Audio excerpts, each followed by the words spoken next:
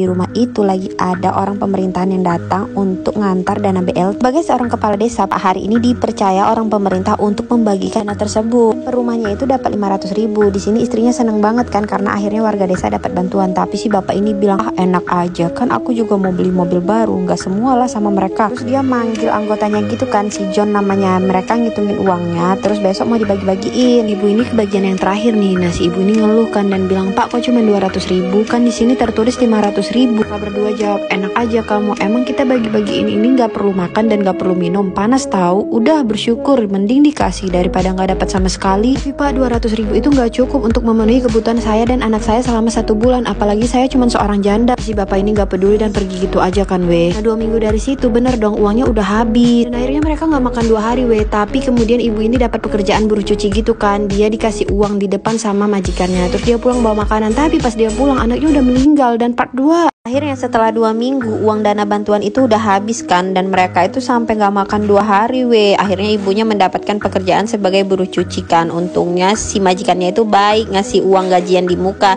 jadinya dia bisa beli makanan nih untuk anaknya. Tapi pas dia pulang ke rumah anaknya udah meninggal karena udah nggak makan 2 hari mungkin ya. Nah di sini ibunya itu bener-bener nangis banget dan nyalahin si Pak Kepala Desa kan. Dia ngerasa kalau misalnya dana bantuan itu nggak dipotong, mereka bakalan bisa makan dan anaknya nggak akan meninggal. Dia ngerasa udah putus asa banget. Dia ngerasa kalau misalnya nggak ada gunanya dia hidup tanpa anaknya kan. Dia ngeliat di situ ada baygon, dia minum dan dia akhirnya meninggal. Kasian banget kan. Sementara Pak Kades bisa bersenang-senang nih beli mobil baru. Dia manggil anggotanya kan, katanya mau dikasih bonus. Nah malam harinya anggotanya pas mau ke rumah si Pak Kades dihantuin sama si ibu dan anak tadi dan akhirnya meninggal karena kecelakaan. Setelah si anggotanya meninggal, si Pak Kades juga dihantui sama si ibu itu dan dia buat meninggal kayak gini, kasih makan uang